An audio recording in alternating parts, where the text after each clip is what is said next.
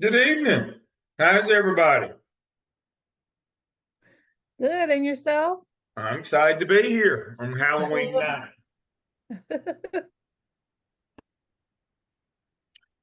The bulk of the trick-or-treaters have come by. So there'll be a few stragglers here after dark, but we have in our neighborhood, we have a big parade, pizza party, and then they parade through the neighborhood. So the parade has passed, but my wife will handle them. Everybody's doing well. So let me go ahead and jump right in. Sandy, I think you're on deck, aren't you, to get started tonight?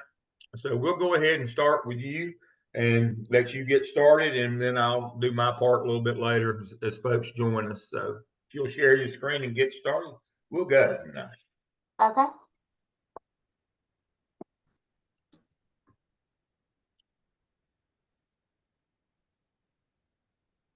Oh.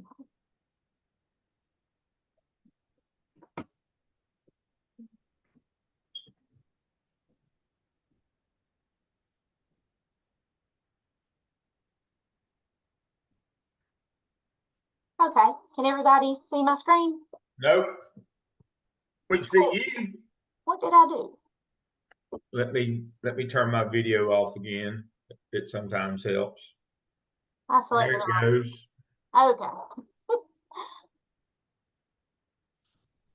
Okay. Oh my. Okay.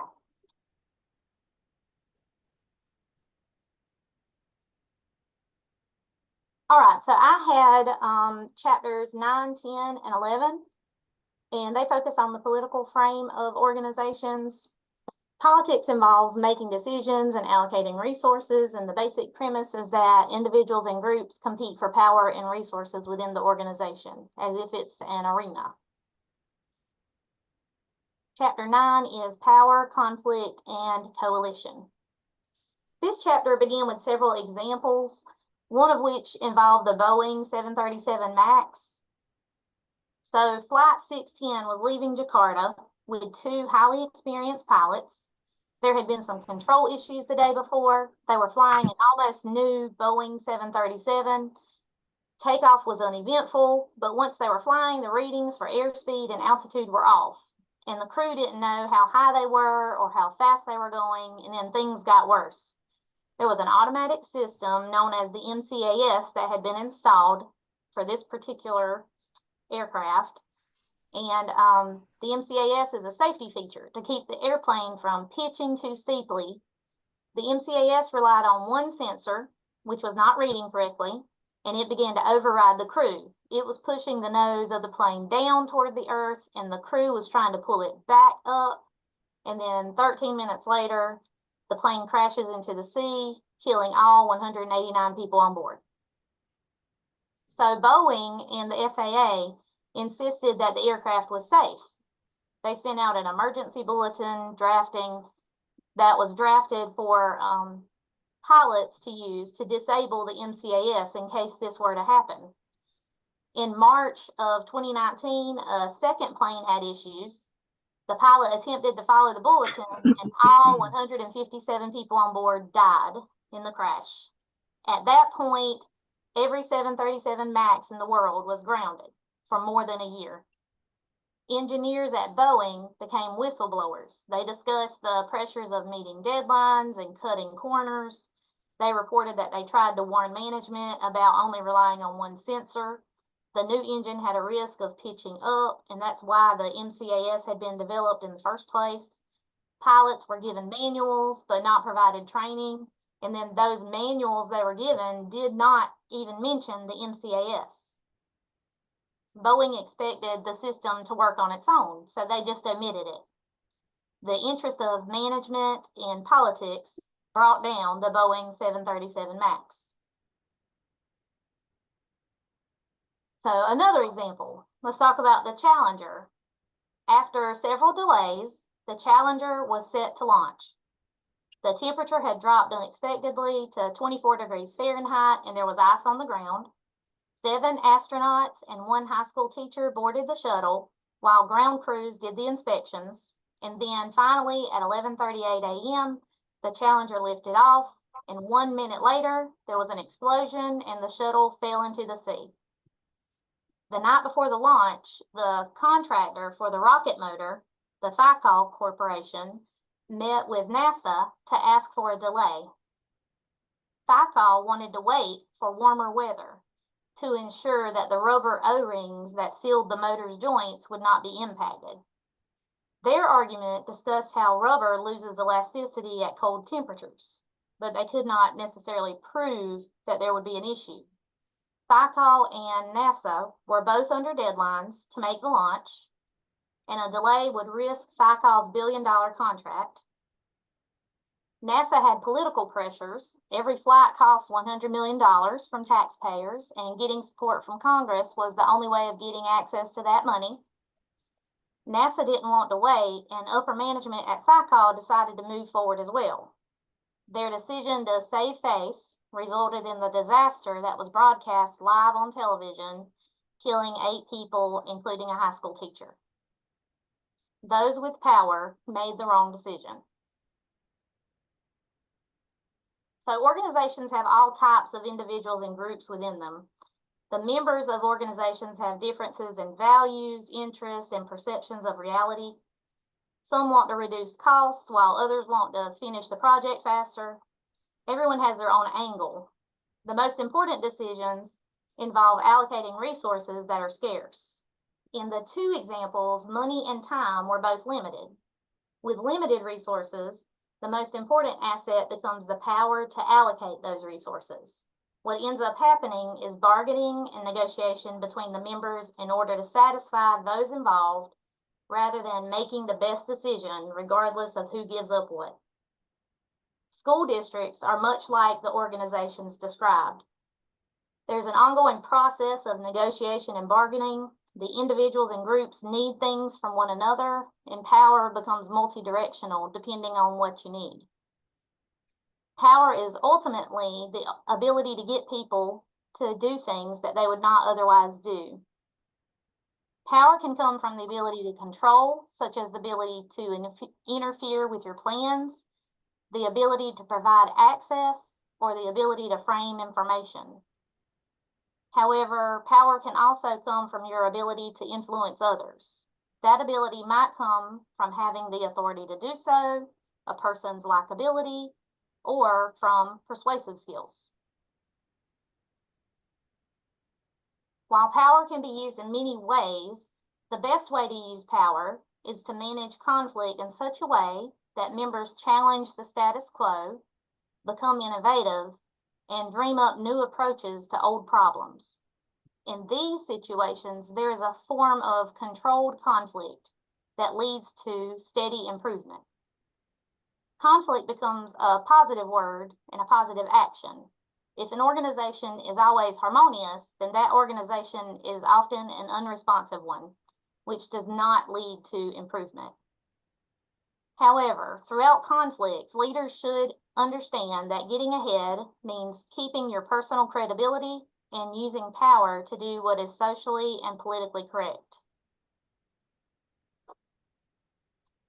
Chapter 10, the manager as a politician. There's some examples again. So, Jacinda Ardern, she was New Zealand's prime minister and the world's youngest female leader. In her first 3 years as prime minister, she faced a terrorist attack that killed 51 Muslims at worship.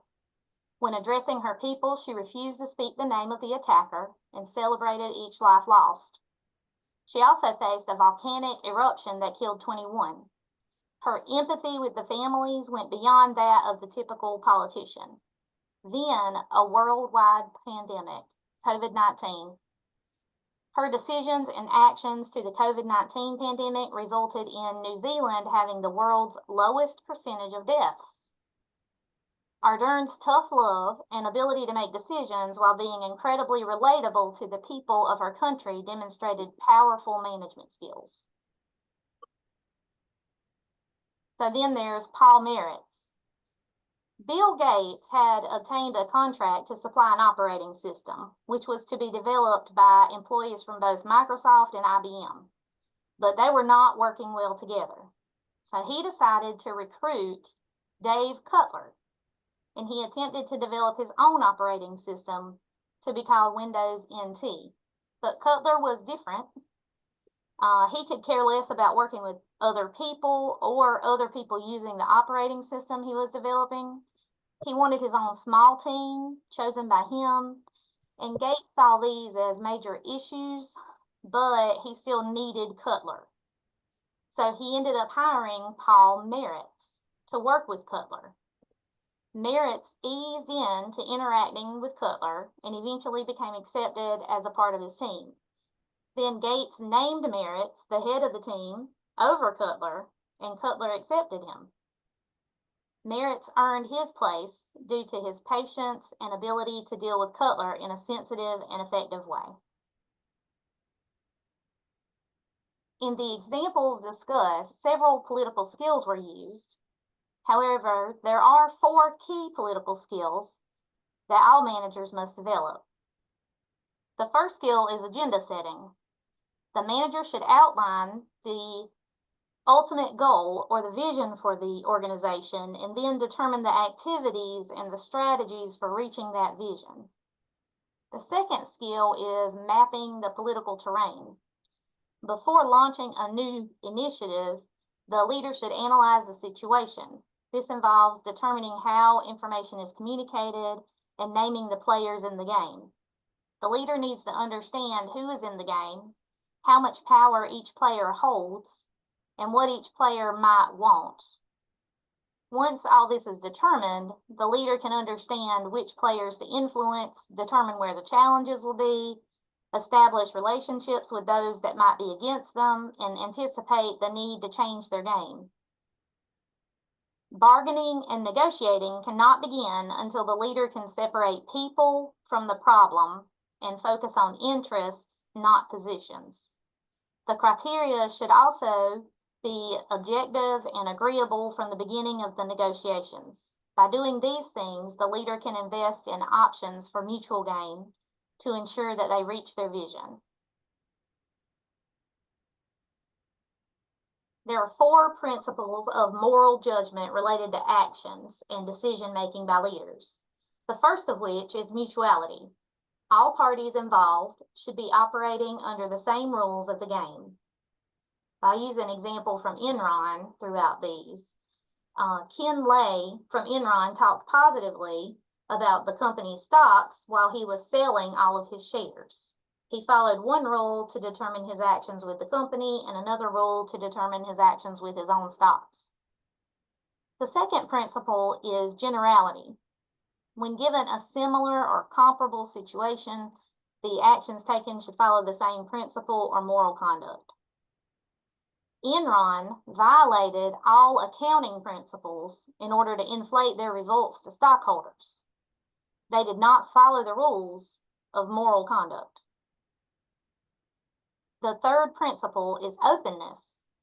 The leader must be willing to publicly display actions taken and decisions made, and even allow others to confront them about those actions and decisions. Enron's financial books were impenetrable to other people, and they attacked anybody that questioned their numbers. The last principle is caring. Actions taken should show concern for the interests and concerns of others involved or others that are impacted. Enron protected its share price by locking in employee stock shares. This helped senior executives come out on top, but was not much help for other employees.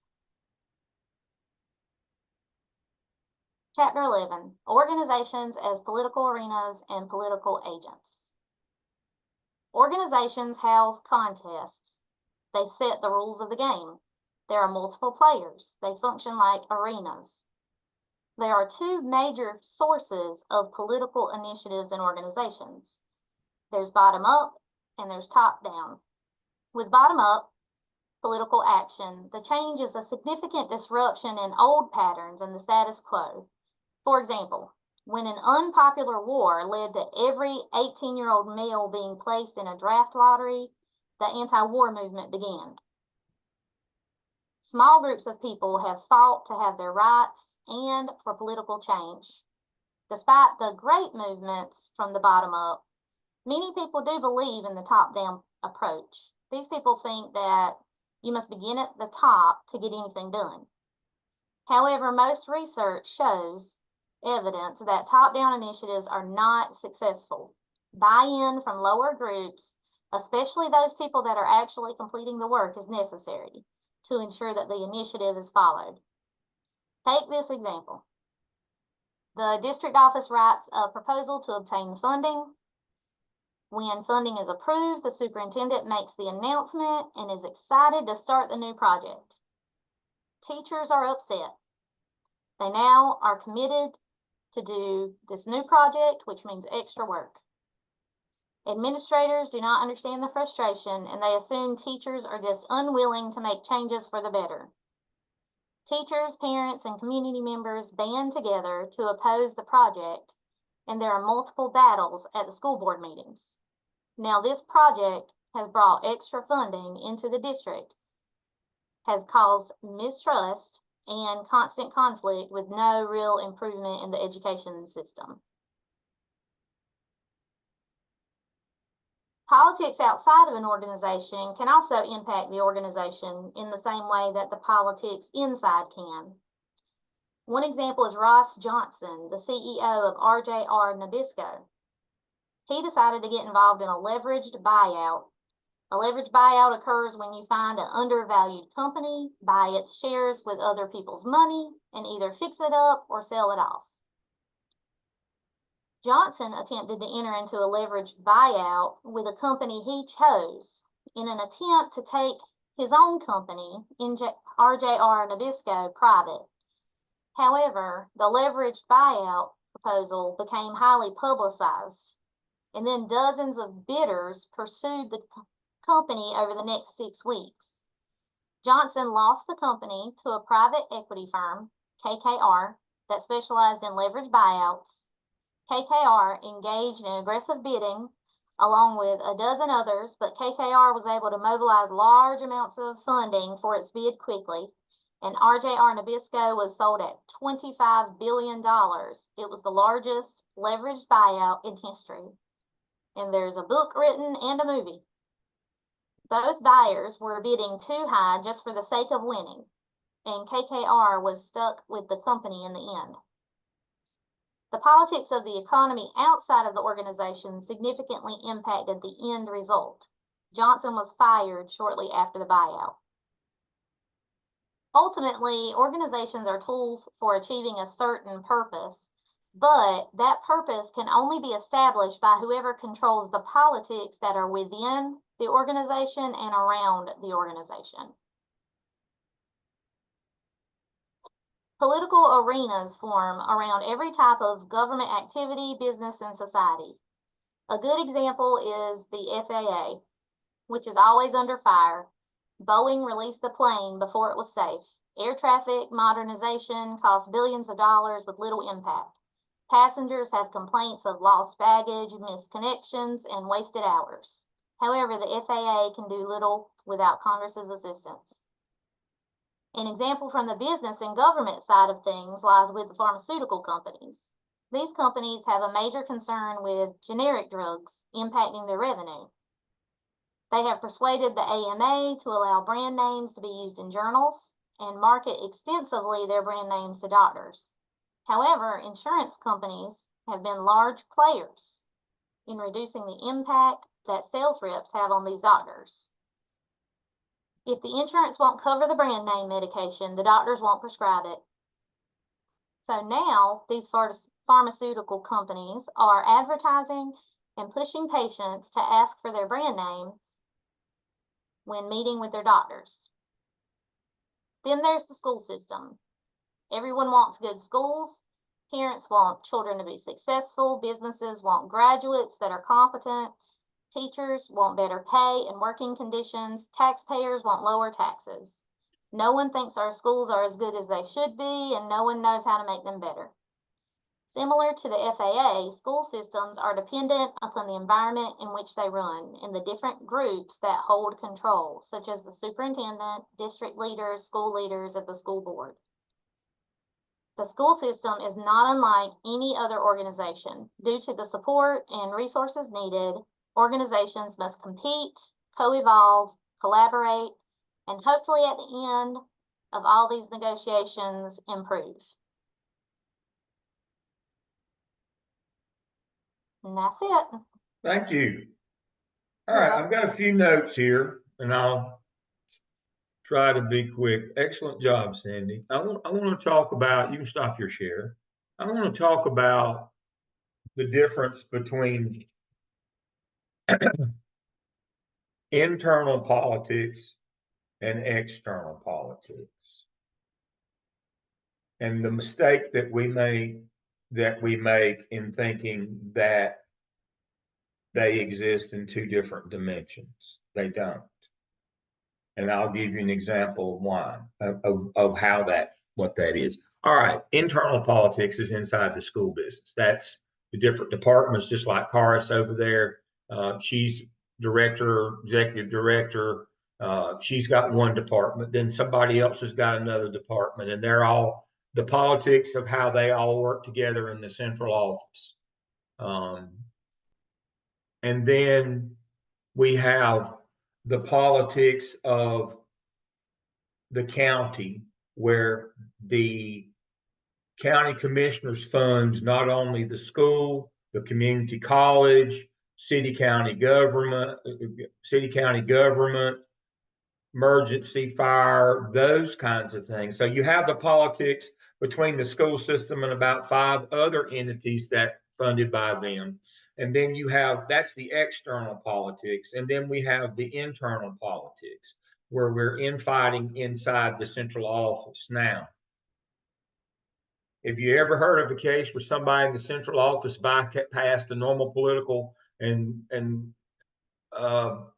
chain of command and went to somebody out external, like to a county commissioner, to try to bring leverage and get what they wanted, it happens all the time. Now, we think that, oh, they'll just go to the school board. Well, it doesn't really work that well it's not as immediate and it's not as powerful. So what school people have started doing is bypassing the school board. They're not even a player a lot of times, and they're going directly to the county commissioners. And they join political parties and become part of that group. And so it's naive to think that we have external politics with different competing agencies to get funded and internal only in the central office. That's not true. Unfortunately, they now overlap. And so again, it's naive to think that because school board elections aren't partisan, that we don't have partisan politics. As long as the people who fund you are partisan, then you have partisan politics throughout the entire organization. And there's no really boundary or separation between internal and external politics. You've got to understand that. I just want to make sure that we understand that piece of it. Too many times we see those as separate ecosystems. They are not. They're all, it's kind of like a wheel within a wheel. You have to look at it that way. If you can think of that visual, it's a wheel inside of a wheel. It's turning inside for the school district, but it's turning in a bigger wheel for all the funding. And nobody stays in their lane anymore. If they don't get what they want, they go to somebody else. They don't go through the normal channels. And when they're told no, it's no anymore. We get involved in the political realm external when we don't get what we want internally. So you need to be cognizant of that. Political skills, those are the things you really should key on. I think that's maybe the most important part of what Sandy covered tonight. Those political skills of agenda setting, mapping the political terrain, knowing what I was just talking about, is mapping that political terrain. Who are the players? Who are going to people external and putting pressure? Networking and building coalitions and bargaining and negotiating. Those are 4 skills that you need to have in the political arena. moral judgment, mutuality, generality, openness, and caring. Those are kind of like your four ethical paradigms: care, profession, critique, and justice. Those mirror those four ethical paradigms. And then overarching this is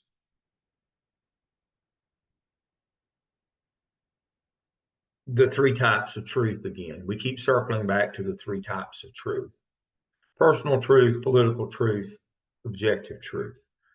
We're trying to work off of objective truth. Then you have political truth. People believe things that, whether it's true or not, just simply that it's true because they believe it. And then you have the political truth. This is my group, my tribe. I have to support them no matter how crazy or how different, or if I don't think, I can't get, this is my group. I have to support them. This is my ride and die, my ride or die. I have to stay with them. This is my posse. This is my clique, my crowd, whatever you want. We've gotten into that a lot. But that leads us into some things. Now, Sandy mentioned Enron. Of course, that book and the movie is the smartest guys in the room. And what is significant about that in our history of this country, it's the biggest basically swindle in the country's history, and one of the biggest bankruptcies. But what's important about that is they argued that they had discovered a new monetary system where debt didn't matter to a company. Well, that makes no sense at all. But they had people that actually, they gaslit people that actually believed that. Think about what I just said. They had people believing that in an organization, in a business model, that debt does not matter. Wait a minute. It's your debt to earnings ratio. No, debt don't matter. How can you're just not smart enough to understand it? Debt doesn't matter. In the modern world, in the modern economy, debt doesn't matter. Wait a minute. That can't be true in an organization. Oh, yes, it is. You're just not smart enough to. They gaslighted people for years. Now, the reason why they said that was they took hundreds of millions, even into the billions of dollars in compensation.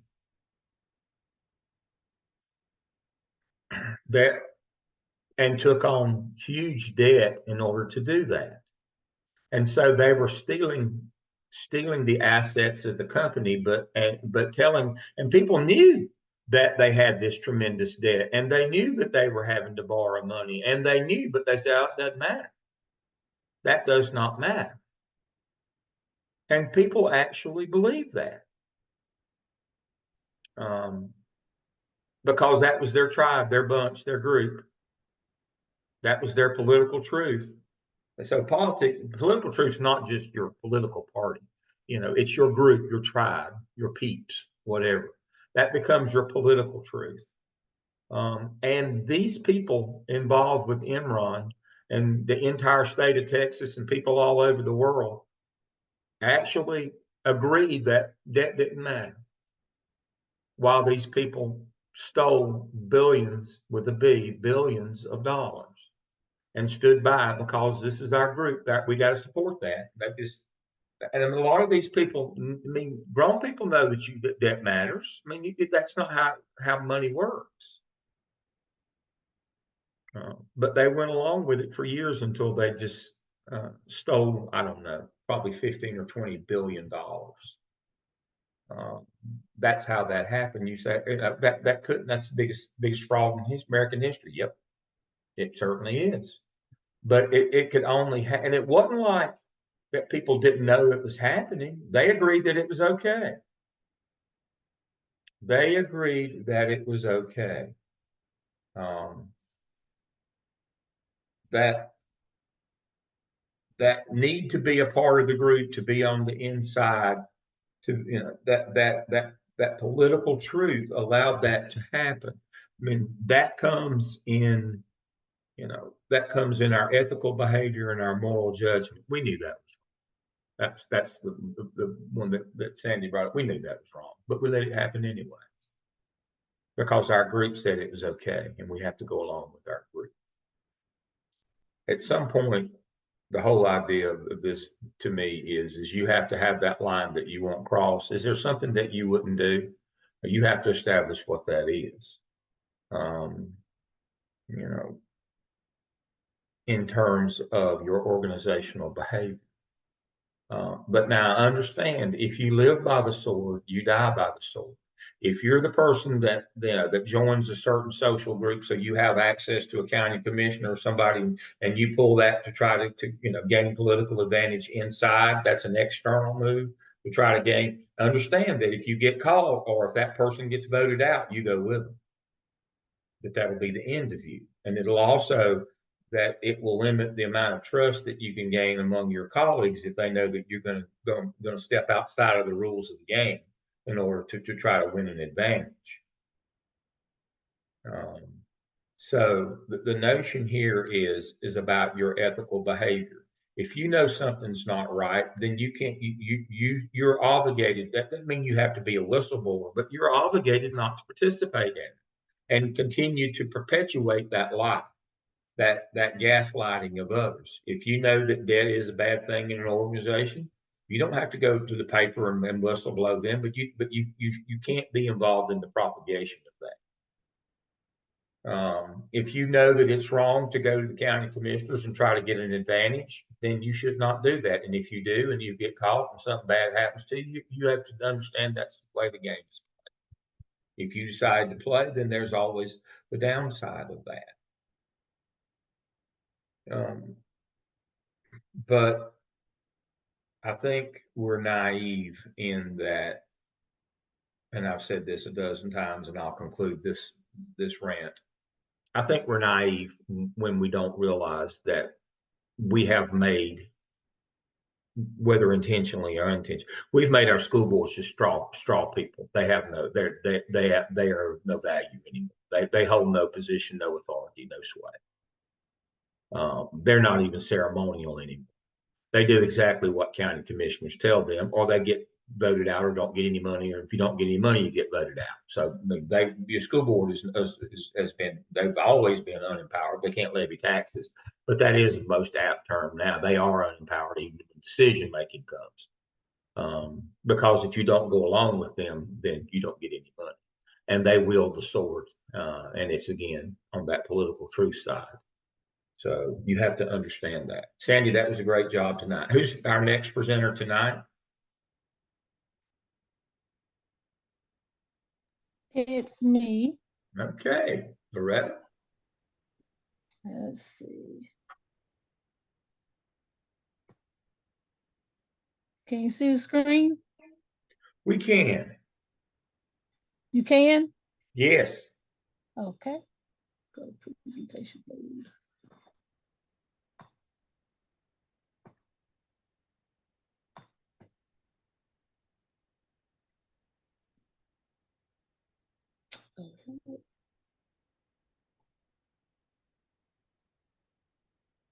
Where my thing at?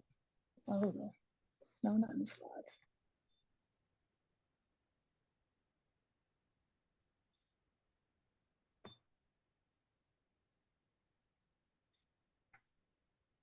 Hold on. Let me stop sharing quick. Oh my.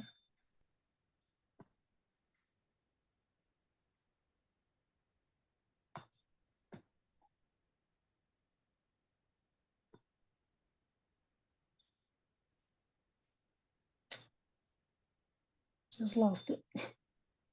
Sorry.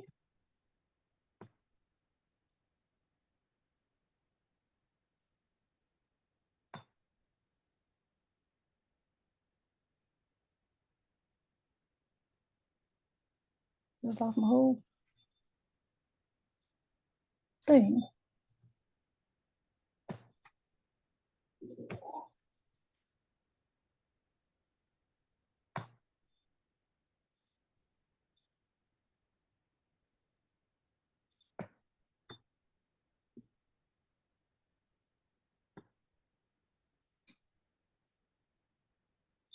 Oh, here we go.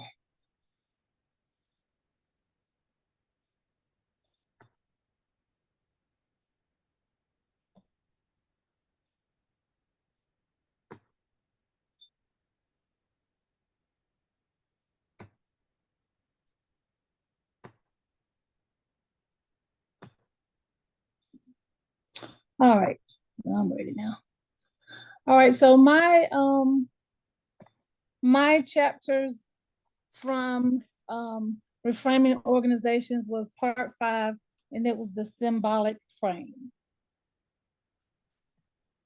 And the symbolic frame, the overarching thing was culture eats strategy for breakfast. And the basic thing was that if you have a toxic culture in any organization, it will destroy whatever you're trying to, or erode away at whatever you're trying to accomplish.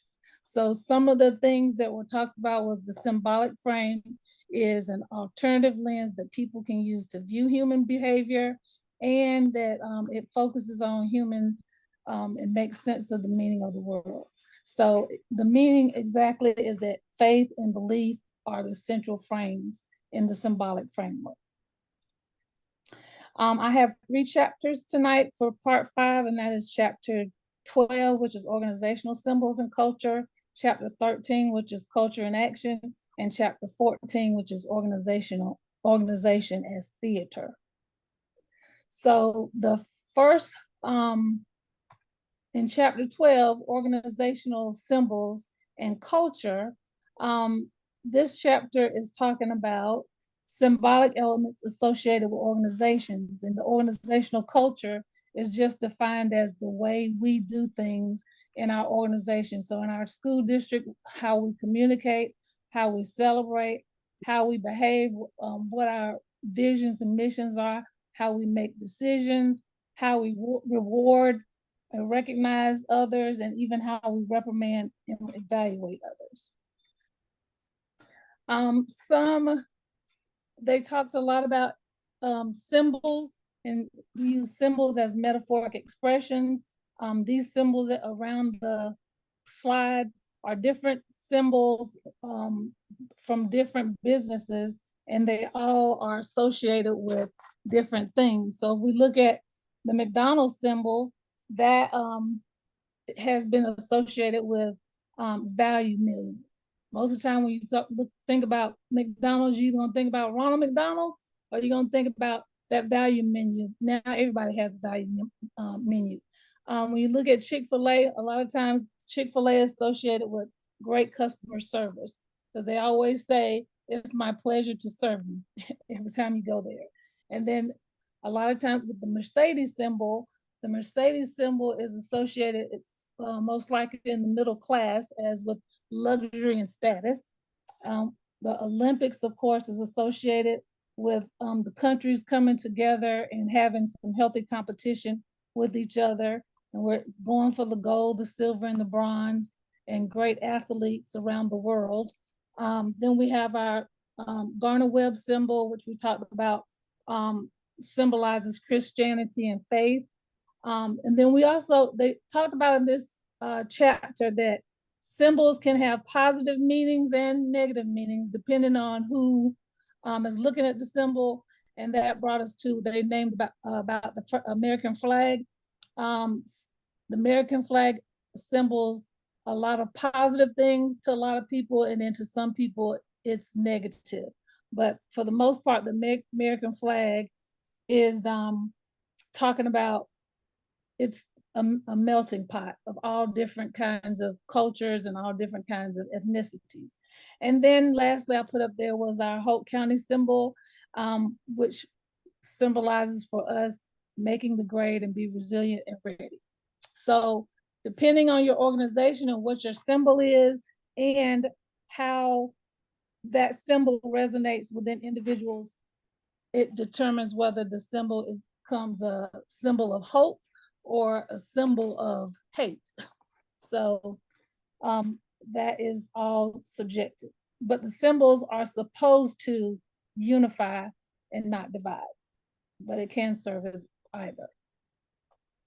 Then it also went into talking about organization's culture is revealed in its communication through symbols.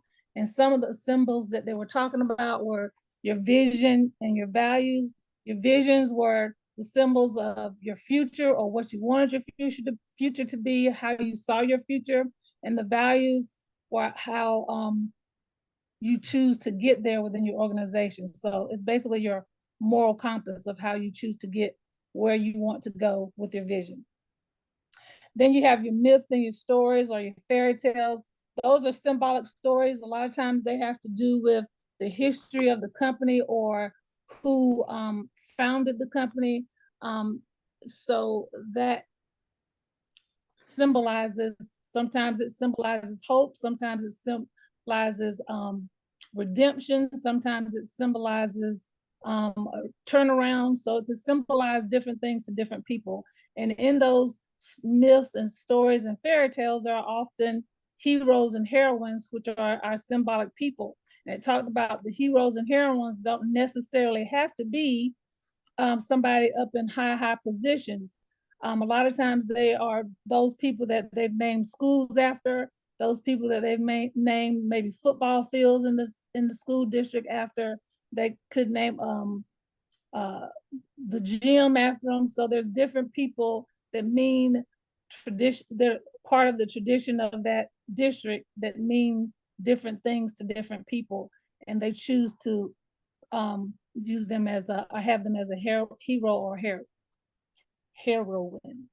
Then we talked about the rituals and ceremonies, and it talked about the difference between they're both symbolic acts, but normally rituals are something that happen more routinely than ceremonies. Ceremonies are more formal, and they're more grand and elaborate. So I couldn't think of right off the bat a ritual that we always do in our district, but I did remember whenever I was teaching and I had to do like I was a cheerleading coach and we went to football games. That's when Jimmy was one of the football players at that time.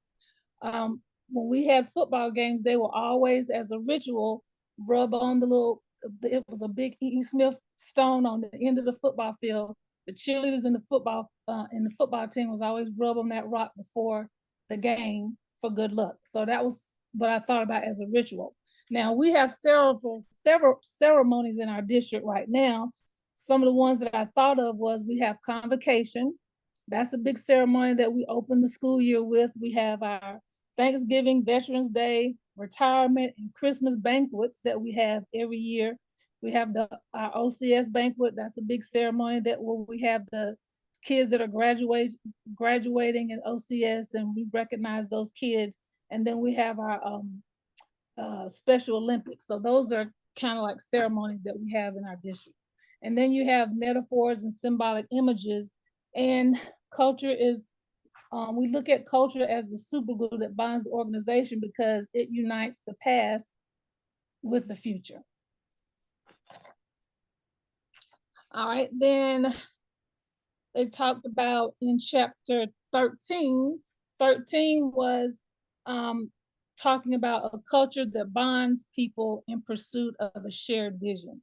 So basically, we're building a cohesive team, and we're putting that cohesive team to action.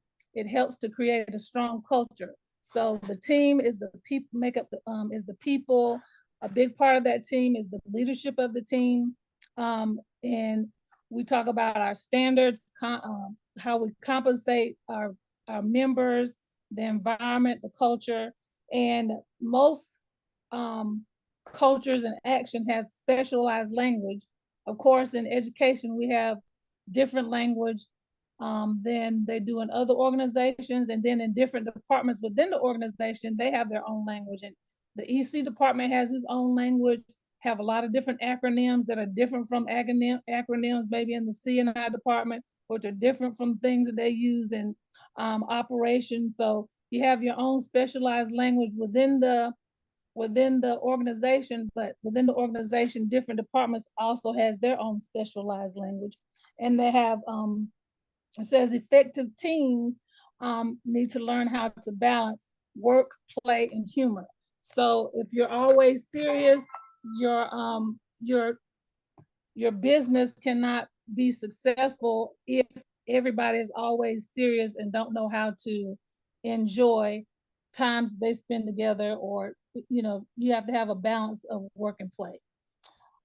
It also said that culture, soul, and spirit are the wellspring of high performance. So if you have a balance between good culture, the feeding the soul of the people that work there, and then the spirit of the organization, then that is a good environment for a healthy, high performance team.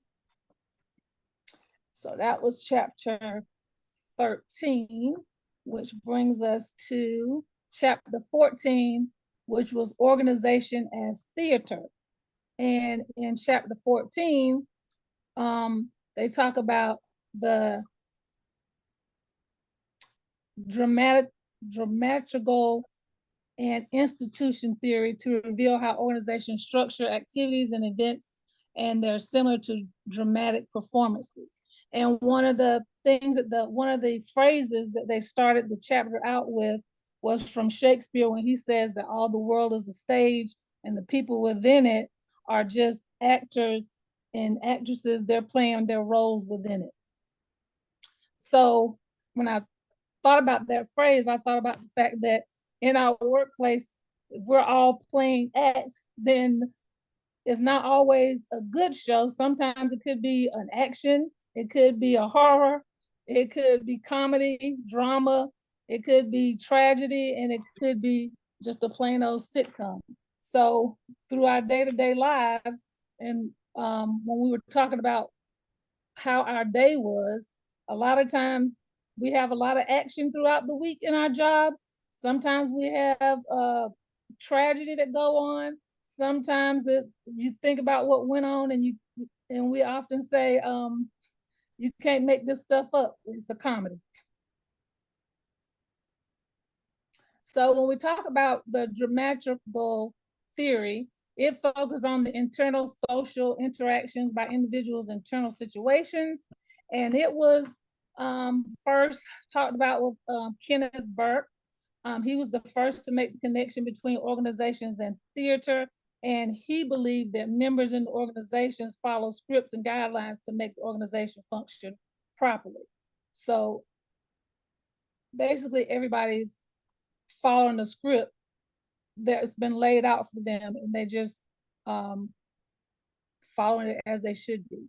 The next person that we'll talk about was institutional theory. That was the next theory they talk about, because it was two main theories. And that theory focuses on the interface between organizations and the public, and it is criticized for focusing more on why organizations don't change than how they can or do change, and then why organizations are irrational instead of how they can be more effective. And that was by Irvin Godwin. Irvin Godwin, he pioneered the theater's use as metaphors, and he connected how people act in their daily life to theatrical performances. Then the last thing, well, I don't know if it's the last thing, organizations as theory. It has two ways the organizations are as theories, and that was as structure and as process. So as structure, organization structure as theater by viewing hierarchy, roles, and interactions as theatrical performances, and individuals play parts, follow routines, and maintain images. So it's basically talking about how we keep up the appearances, we play our roles and our positions the way we're supposed to be playing. Some play our roles well, so we're good actors and actresses. Some are mediocre, and some are poor actors and actresses. And then we have organization process as theater, where the members act out roles and performances, and they use symbolic ceremonial elements to maintain legitimacy.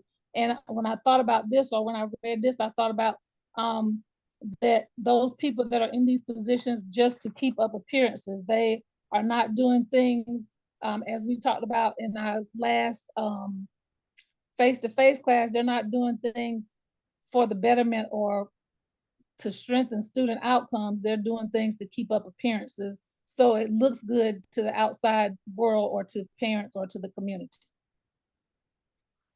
So some examples of organizational process as theater was having meetings. A lot of times we meet just to be meeting, just to be compliant, and not to actually come up with some actual resolve to any kind of solutions. Same thing with planning. It's ceremonial and it's done periodically for legitimacy, just to say we planned, because a lot of times when you have these strategic plans and all these different plans, you make these 5-year, 6-year plans, and then you never go back and actually do these things. You never go back to monitor if these things are successful. Same thing when when we do our needs assessment for Title I, and you do those plans for the year, the school improvement plans. Does anybody actually go back, other than for compliance based on what you get the feedback? Does anybody actually go back and actually work on these things with fidelity? So they're saying that planning is just ceremonial. Evaluations show that an organization takes goals seriously, and we do that evaluation because that is mandated by the state. So we know we have to have evaluations, and in order to get good evaluations, then we do more periodic and formative assessments along the way, and so that we can have good evaluations in the end. Then they talked about collective bargaining, which you designed to convince each side that the outcomes were the result of a heroic battle. So basically you're bargaining, two sides are bargaining with each other, so that it looks like you have a win-win situation. And then power as a commodity. So you can have individuals with power, you can have systems with power. That's sort of like what Dr. Lamb was talking about with the county commissioners and the school board. The school board doesn't really have that much power. The county commissioners have all the power. So that's why people are skipping the process of going to the superintendent and the school board and going straight to the county commissioners. And usually the person with the power has the money. So that is correct. And then the last one is managing impressions, which again, we're talking about maintaining an image. So making sure you get that photo op, making sure you looking good from the outside looking in, but it could be a whole mess going on the inside. And that was it for chapters 12, 13, 14. Thank you. All right.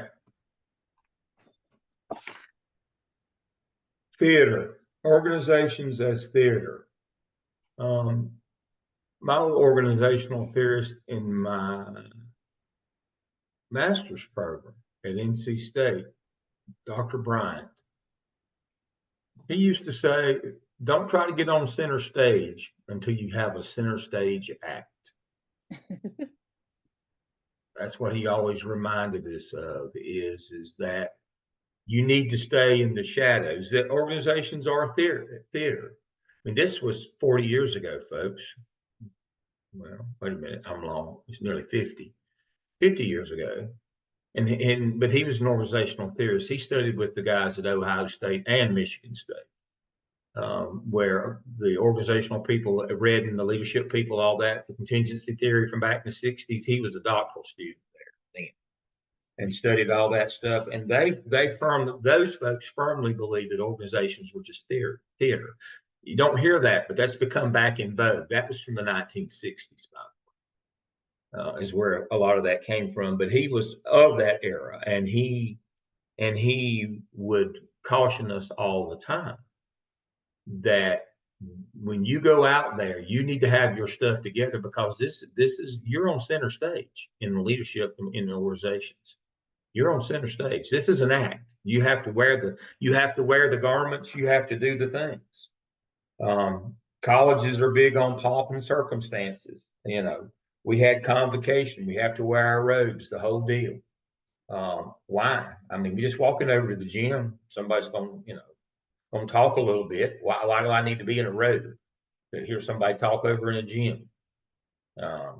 You know, setting a folding chair on the floor of a gym. Oh, you have to walk in. You have to have that look on your face. I give them the little rascals high sign when I come in. Because it's all just theater. It's all just drama. It means nothing. We added at the last graduation, we added a bagpiper to the deal. And I was like, why?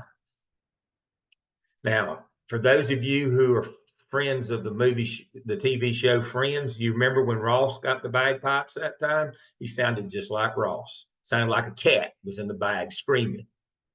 If you're going to get a bagpiper, at least get a good one. If you're going to try to do something to upgrade the ceremony, he wasn't very good. His bagpiping was about like my guitar playing. Not that good. But we have a lot of things that we do, and what you have to do, and here's the downside and where I'm headed with this. What you need to do at the school level and even at the central office level is go through the stuff that doesn't mean anything and discard it, and get involved in things that are meaningful, that are outcomes based. It's like if you're making a plan, if you don't have the formative, summative, who's going to do it, when they're going to do it, where the money's going to come from, it's not a plan. It is not a plan. Oh, we got all this list of things that we're going to do. No. If you don't have formative, summative assessment, who's going to do it, when? When I say who's going to do it, I mean their name. Paula's going to do it. Her and Jimmy are going to do this. And here's the money we're going to use. This is how much it's going to take. This is when it starts on December the 5th. This is when it starts. This is the summative. This is the formative assessment in terms of we're just going to go check and do our fidelity checks. This is how we're going to do that. This is our summative. This is the test that's going to be given at the end. This is our goal eventually, and this is our indicator of success for this year. Our goal is to get reading at 85. We're at 65. Our indicator of success this year is if we move from 65 to 70. If you're not that specific, it's not a plan. It's just hope. That's the thing to take away. Is we need to get in and get away from the theater part. Or if we do the theater, we understand that we're just that, but that's not the theater, the drama, the wearing of the clothes and that stuff's not, it's the work that's important.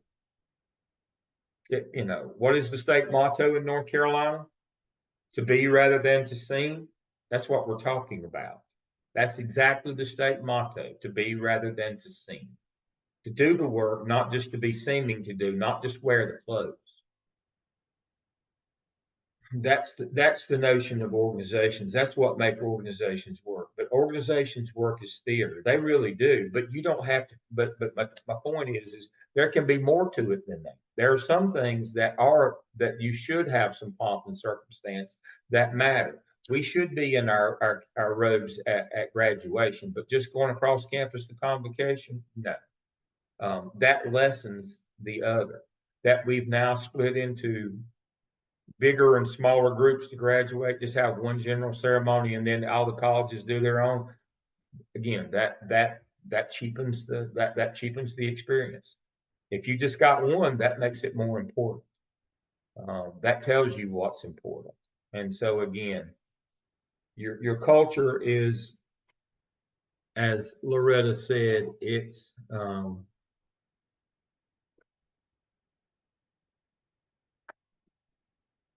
standards and policies, your people, your leadership organization, and your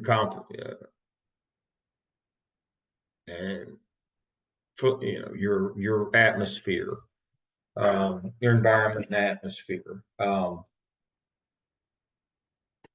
Yes, that's the culture of your organization.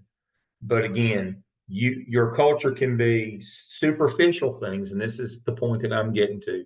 It can be superficial things. It can just be theater and drama, or it can be substantial things that you spend your time, effort, and energy on. That's the lesson to take away from this.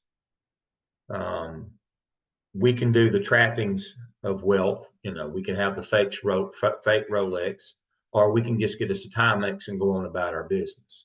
Which of those do you choose to do? That's what we're talking about. They cost the same amount of money, but which are you going to do? Are you going to get caught up in the appearance? Are you going to be, or, the cosmetics? Or are you going to get caught up in the substance? That's what we're asking it, obviously, in this case. Well, thank you very much, Loretta. All right, do we have another presentation this evening? Paula's ready to go. Jimmy, I'm going to save you to the Saturday when we're together. Yes, sir. Because I don't want to keep these people all night. It's already we're already at 8 o'clock.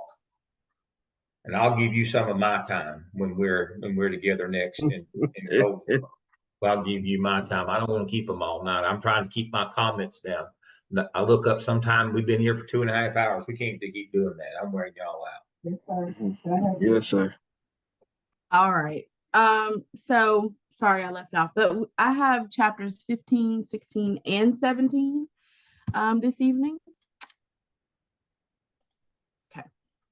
So my chapters focus a lot on famous people that we all know, such as the president, and actually the female leader of PepsiCo, or the former leader of PepsiCo.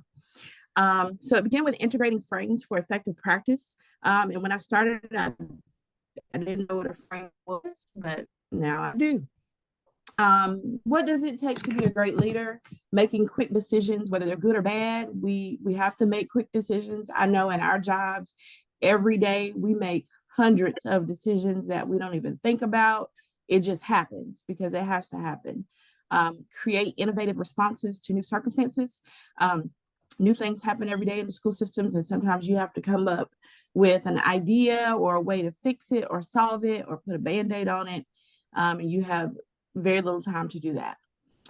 So think about this. How do you decide how to frame an event, and how do you integrate multiple lenses in responding to the same situation? So that's just something to think about. We won't take the time to go into it, but we know that during our days, we have situations that may be the same, but have to be dealt with in different ways. And it does really depend on who you're dealing with and the details of the situation. Life as managers know it. What we think we should see. So typically when you think about a manager or a leader, you think that's someone who is in control, they're well-dressed, they have a clean desk, they're well organized, they're sophisticated system of working, and they have lots of information. But is that always true? No. And I think all of us here would consider ourselves leaders or good leaders. And I know I don't check every box every single day. My desk is clean today, but it wasn't clean yesterday. In reality, it can be chaotic, it's hectic, a life that is constantly changing and moving from one situation to another very quickly. It is an emotional roller coaster. A flood of information from previous experiences is what you use to answer questions and take care of different situations during the day. Sometimes you have to pull from things that you've dealt with a week ago, a month ago, a year ago, or longer. One question remains unanswered is always, what's next? So I've dealt with this situation, now what's next? And we know in the school system, there's always a next. We never want to be too hasty when we make our decisions, but we do want to do this always for the people involved. Does that make everybody happy? No, but we're not here to make everyone happy. Intuition, largely managers operate largely on intuition, drawing on firsthand observations, hunches, judgment, and derived from your previous experience is usually what we pull from each day. Usually you're very swamped during the day, and thinking, analyzing gets overwhelming, but it is still something we have to do. So here you'll see across frames organizations as multiple realities. These are just the different frames that we use. Strategic planning. No, I'm sorry. It's the four interpretations of organizational processes. Sorry. Strategic planning, decision making, reorganizing, evaluating, and approaching conflict. Life in organizations is packed with activities and happenings that can occur in a number of ways, as we see in this example. Confusion and misunderstandings to conflict. Is her screen frozen? Yeah, I think we lost her. Okay. I was gonna say it's gone now. We'll see if she can get back in. She's gonna need to turn her camera off. That generally helps.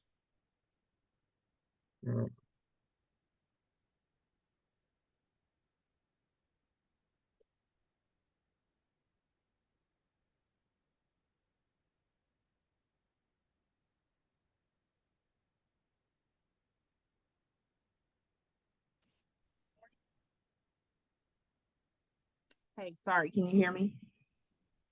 You're back. Yes. I don't know what happened, so I'm gonna share my screen Share again. your screen and turn your Sorry. camera off, and it'll help. And I'm gonna turn my camera off. That generally helps as well.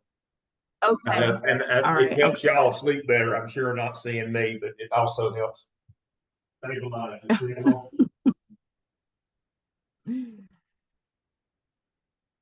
Okay, we're back. All right. So multiple realities produce confusion and conflict. When individuals see the same event through different lenses, then that creates different types of conflict within an organization. The confusion that can result when people view the world through different lenses is illustrated in a case study that was listed in my first chapter, chapter 15. I think that sometimes we see things depending on our current situation, but also our upbringing, depending on where we were raised and born and how we were taught. We see things differently than other people. A great example of that right now is the current election. You know, everybody has their opinion, and there's lots of different opinions, but we won't go into all of that. Let's see. Guess I'll just do it this way. Matching frames to situations. So one lens may be more helpful than others depending on the situation. So choosing a frame. You have different frames to choose from, but it depends on the situation you're dealing with. For instance, are individual commitment and motivation essential to success? Then if yes, you would use the human resource symbolic frame. If no, you'd use the structural political frame. Another example, are you working from the bottom up? If yes, political symbolic. If no, structural human resource symbolic. These are things that we do every day, even though we probably have never thought about it or knew that there were names for these different things. I know I did not. Working from the bottom up, the chapter 15 gave a great example of that, which was Nelson Mandela. There wasn't, you know, we all know the story of Nelson Mandela. He had his country come together as one. He did that in a very weird way, something we wouldn't probably consider, but it was through a athletic sporting team. And, you know, certain people in the country weren't going to cheer for that team. And because he made that team the priority, then it brought everyone together.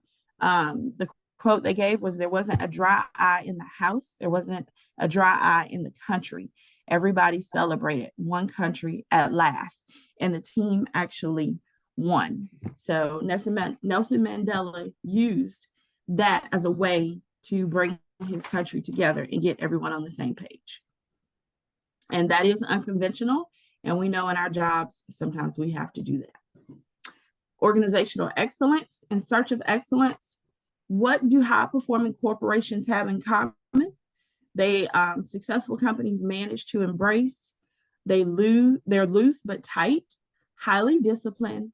They take risks, and they use frames such as structural, human resource, and political symbolic. This is another question to think about. Do school districts take this approach? Should they take this approach? So maybe this is something school districts should look into.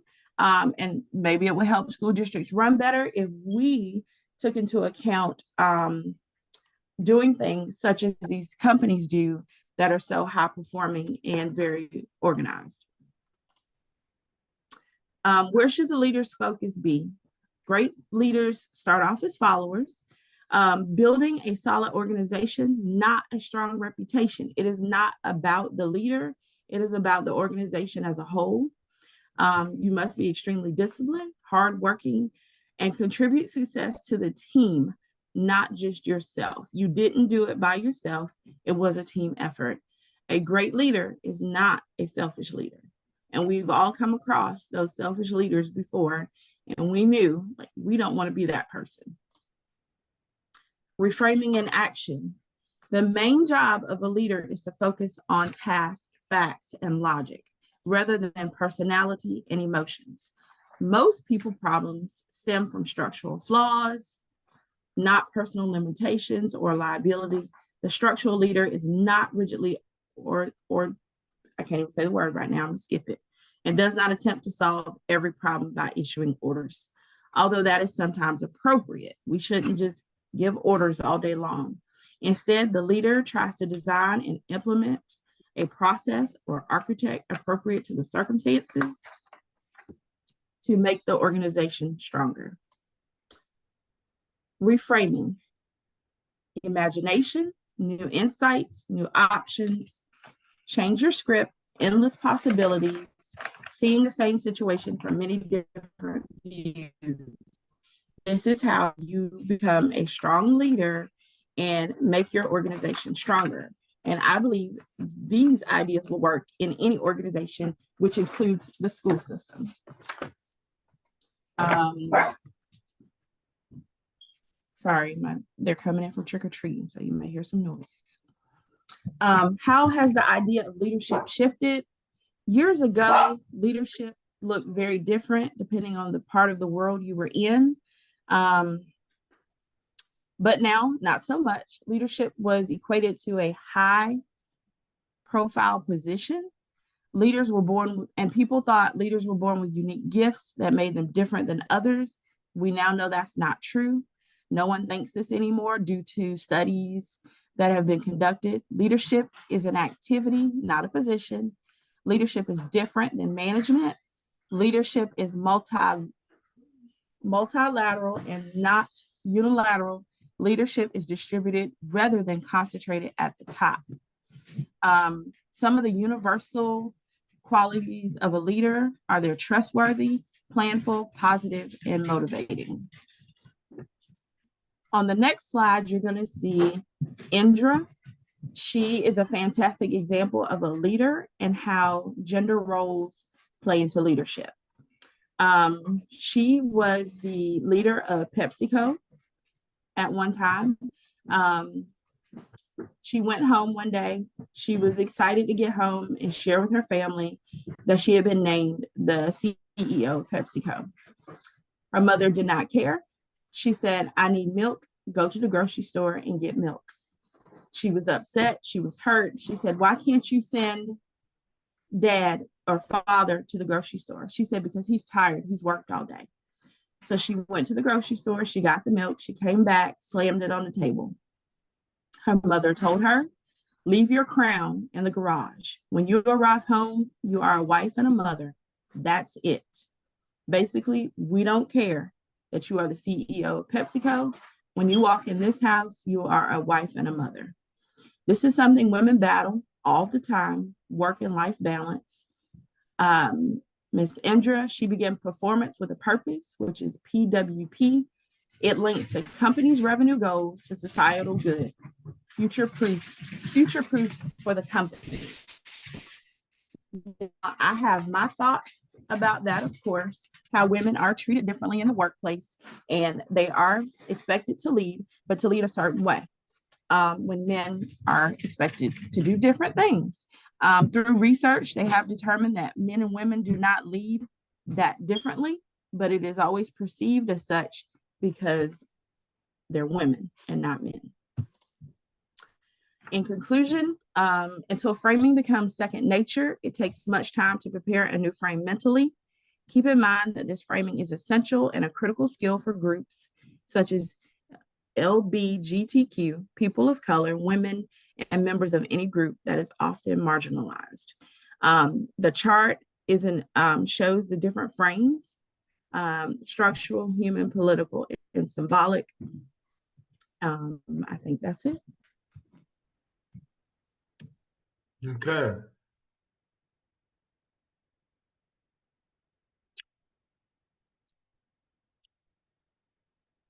Right.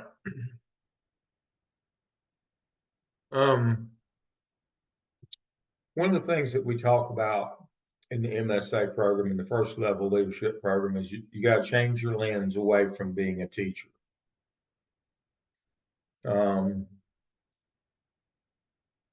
Because you have to see broader. That's what Paula was just telling us. There's 4 dimensions that we have to be able to see. They don't understand that. Now, when I train the EDCI ladies, I work with them on 2 dimensions. Because we're in the quick and dirty. We do the moral, ethical dimension, and then we do the legal dimension. We kind of do that. So the first set of case studies we do with them are all about, what would you do? It's moral, ethical questions. The second set are the legal ones, where they have to know the laws and do the right thing. That's 2 of the dimensions. We don't, and now the ethical ones, we try to throw some of those political ones in there as well. It's the school board, member's daughter or whatever. We try to throw some of those in, but your lens has to change. The higher up, the notion is the higher the ladder of leadership, the broader your lens and the more perspectives that there are. And so, which brings about some interesting questions. Can you truly bring a leadership lens to public school if you never taught school? I'm gonna open the floor up on that one. Can you truly gain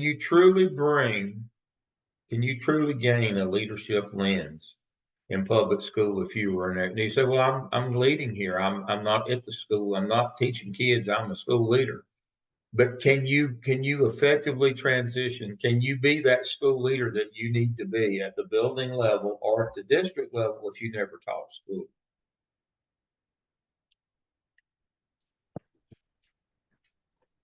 I don't think so. I think it would be very difficult to do that. Why? It's important to know how you got to that role, and the role of a teacher, and starting from one position and moving up. I think that's important to build certain skills. So you got to sit in the seats, don't you? That's what I call it. You got to sit in the seats. Like, you can't read about experience. You have to gain it by living it. Lauren, I want to hear from you on this one before I give you my theory. Yeah, I would say no. I mean, I think if you've never taught in a classroom, you don't have that lived experience that makes you a strong school leader. You don't have a curriculum and instruction aspect. I don't think so.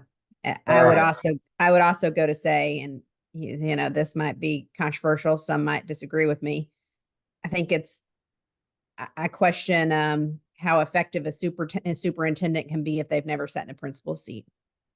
Exactly. That's what I'm talking about. We're going to extrapolate this to the levels. That's exactly right. That's exactly right. All right. And there's something else here, and y'all are going to fall out of your seats, so brace yourself when I say this, because I never say anything humanistic or nice. What I find is people who haven't taught schools that are in leadership positions have no empathy for teachers and what they live through every day. And that's a big part of it, I think. I know y'all don't believe me because y'all know I'm always ready to just to fire somebody, but I'm serious. If you never done it, you don't realize how hard it is and how much skill you have to have, and you don't have empathy for those people, what they live through every day. And that's not something I can give you. You have to develop that from the experience of knowing how hard it is. I watched a young person at Gardner Webb. I got up early last week. I always get up early. At a certain age, the size of your bladder and the size of your prostate switch places. And so now my bladder is the size of a thimble. And so I'm always up early. But I went in last Thursday and I evaluated the young person. She actually just finished her doctorate. I evaluated her. She was teaching an undergraduate 8 o'clock Thursday morning class. Now, for those of you who don't know, that's the graveyard shift. She was doing an 8 o'clock Thursday class. That's an hour and a half class. Nobody wants to come. None of the kids want to be there. They were all juniors. None of them wanted to be there. It was pretty ugly. And I watched her struggle to teach this class at 8 o'clock on a Thursday morning. But when I wrote it up, I didn't kill her because I know how hard that is. I know how hard it is. I've sat in that seat. I've done all those things. And so I didn't thrash her. It wasn't the best lesson I've ever seen, but I had some empathy and, it wasn't, I'm not sure that if I hadn't ever done that myself, that I would still have that empathy, even, as old and angry as I am now, I still have that teacher empathy that came from having done it. That's the part that a lot of administrators miss. They hadn't sat in that seat. And they hold teachers to unreasonable expectations. They do things to them and then think, well, they'll just have to get over it. Suck it up, buttercup. Put 30 in their room, or give them an awful teacher assistant or no teacher assistant, or have them covering classes during their planning. I mean, anybody that's ever taught school would just about lose a limb before they'd make teachers give up their planning to cover classes. And I see people who do it routinely. I mean, you forgot where you came from if you were ever there. And that's a big piece of this. That's a big piece of the leadership, is the empathy piece. Your lens, you can't forget where you came from. That's part of your lens as well. We need for you to change and grow your lens. When we talk about changing your lens, that doesn't mean you forget the one you've got. The change has to be that you broaden to more of those 4 perspectives, is the whole notion here. That's where students kind of miss the point sometimes. They think about, well, I just got to forget about that and move on to this now, and then I can treat them. No, don't forget about them. If you do, you won't have any empathy nor freedom back. But Lauren's exactly right. I don't know how you could be a superintendent and never been a principal, because your job as a superintendent basically is to manage your principals. If you can do that, then your school system takes care of itself. Let me say that again. Now, my buddy Steve Laws, many of you met Dr. Laws, who just retired. He did one last term as interim superintendent in Gaston. And what he and I both for years tried to get Jeff Booker, who was our doctoral student and was the superintendent there, to understand is his job was 54 principals. If he could get the right people in those 54 principalships and work with them, that he could turn that district around. But he didn't, but he never could or would understand that. Guess why? He was never a principal. He didn't understand the value of principals. He worked in facilities, in finance, in CMS. Worked for me, actually. He never taught school a day. Didn't come from a school background. He was the chief financial officer in Gaston and became the superintendent. He had no experience in school. He couldn't understand how important principals were. So if you know anything about Gaston, the last year that he was there, the year before last, they had 17 low performing schools. Last year that moved out of 54, 17 out of 54. That moved to 24 for this past year. And they're looking at 30 this year, low performing schools. I mean, we're about to the point of state takeover in Gaston County. They can't pay or wouldn't pay their people, or couldn't pay them, because they kept schools open, because the county commissioner said, we'll keep them open. Because their leader said COVID's going to go away in 2 weeks. They got caught up in that political Trump drama of COVID and kept schools open and didn't have the money to pay the state teachers. So they took the money to pay the local people and pay the state teachers, and then claimed that it was a glitch in the software. They couldn't pay bus drivers and custodians and teacher assistants. No. But the whole notion here is that the district is kind of split off into the abyss. It's in free fall right now. You got 24 out of 54 schools low performing. I'd say that's free fall. I suspect if they hit 30 this year, that's when they'll hit the bottom. There'll be a splat, and something will have to happen. State's going to have to step in. But we never could get Jeff to understand. Your job is the 54 principals. But since he had, as to Lauren's point, he'd never been one, he didn't think they were important at all. He thought that was just some symbolic.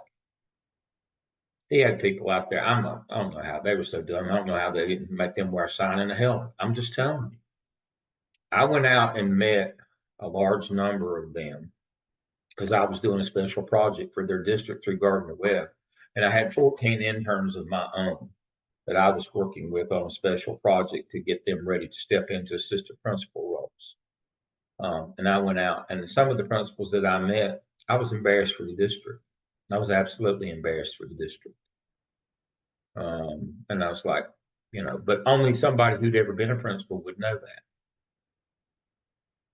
And so again, the whole purpose, the whole notion of your lens is you keep the one you've got now, but you keep adding more to it. That's the trick. That's the setting in the seats part. And you take this perspective from every new role, every new seat, and you add it to your existing set of skills that you have. You don't ever forget the first one or the second one or the third one. You remember them all. That's what will build your leadership's toolkit, is that you bring those with you from every one of those roles. That's the mistake that we make, thinking, oh, I got to learn a new job. I got a new lens, a new vision here, and we forget that. No. You got to take it all with you. If it's going to be effective, you have to take it all with you. And then that, we could extrapolate that beyond, but I'll stop at that point because our time is about up. I try to keep us at 90 minutes if I can. All right. 3 excellent presentations tonight. This is just basic organizational stuff that we cover in 30, 32, and 34 on how organizations work, the politics, the structure, the culture. Culture, eat strategy for breakfast. Remember, environment and atmosphere, compensation, standards and policies, people, leadership, and organization, how you organize. That's what we commonly refer to as culture. When people say they're going to do something to measure the culture of a school, that's impossible. There's too many different facets. You can do a climate check. Climate's just one of those things. Climate's in the environment piece. You can do the climate. You can do that. You can do climate survey. You can do working condition survey, and obviously that's in the organization piece down at the bottom. Is my building clean? That kind of stuff that's on the TWC. I have copy paper. That's an organization. That's under working conditions. But to say I'm going to do, Denison is the only person. It's the only organization that tries to do culture. It's in 4 dimensions, but it takes 5 years to do an organizational study. It takes 5 years to do that. Or culture is multifaceted. It's not a thing. People think culture is a thing. It is not. It is a group of things. And if you've learned nothing else tonight, if you'll understand, culture is not a thing.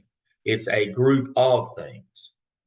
Again, consisting of environment, atmosphere, compensation, standards, policies, people, leadership, organization. And if you can understand that, then if you know that, then you understand how complex organizations are and how hard it is to change the culture of those. There's just too many pieces. And so, my suggestion, I always tell folks at this point, you got to pick one. You got to pick one, and that's the one you work on. You got to work on that, and the one you pick has to be people. It's a personnel course. That's the whole notion. Your problems will either be people, process, or product. What's the first one of those? People. So as a personnel in the personnel course, the part that you need to work on, for the organizational culture is what people you have, which ones you keep, and how you train them.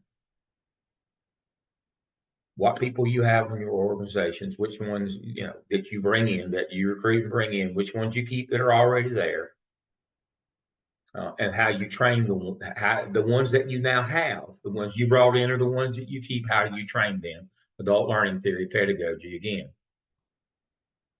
That's our whole notion here. If we don't have the ones that we need, or we have to build them, and that's the whole notion. So my argument tonight is while there are multi-layer levels or layers of culture, the most important one is people. Get the right ones or change the ones you got, but build them all into the ones you need. That's the solution to your problem. All right. Anybody else have anything for the good of the group tonight? Let's look at our schedule right quick. Let me share my screen.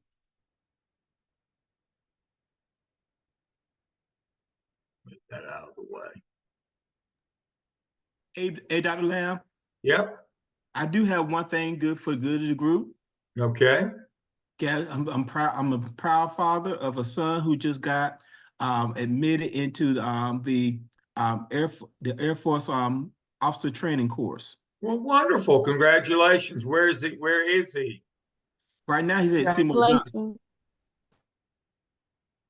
Yay. He's at Seymour. Oh, congratulations. He's there in Goldsboro then. Yes, sir. That's wonderful. That is wonderful. Well, congratulations. Thank you, sir.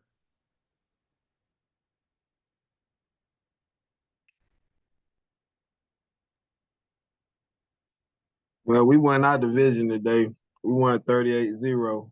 Well, look at you. 5 shutouts in a row. Yeah.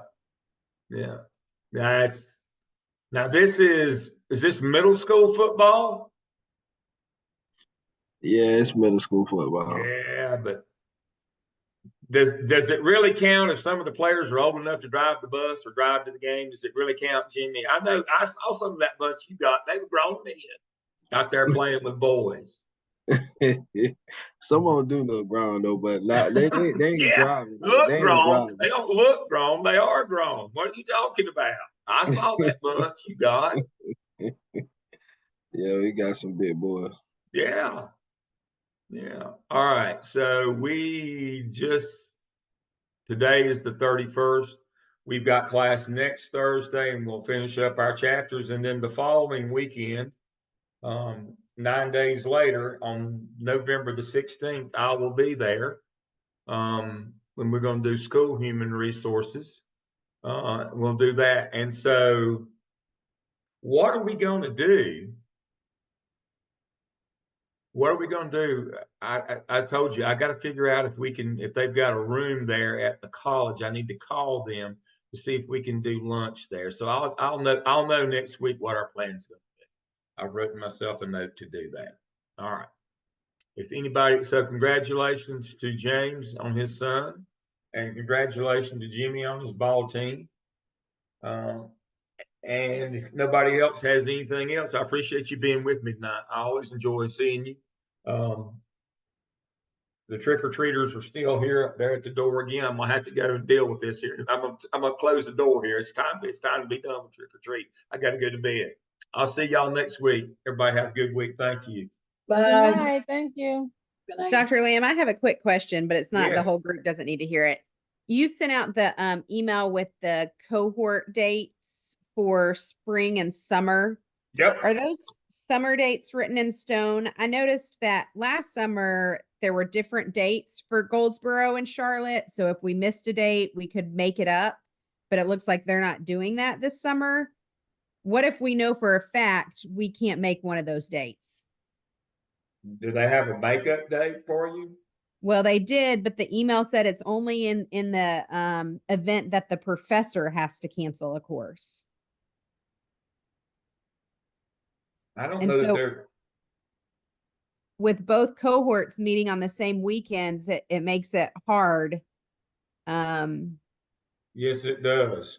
I'll have them look at that. You need to have an Okay. alternative date. Because I know for a fact that 13th and 14th of July, I am going to be out of town and I cannot reschedule that. Okay. So if you don't mind looking into that, I would I appreciate will. it. I'm gonna write myself a note. All right. Thank you. Thank you. Y'all have a good night. Good You night. too. Good night.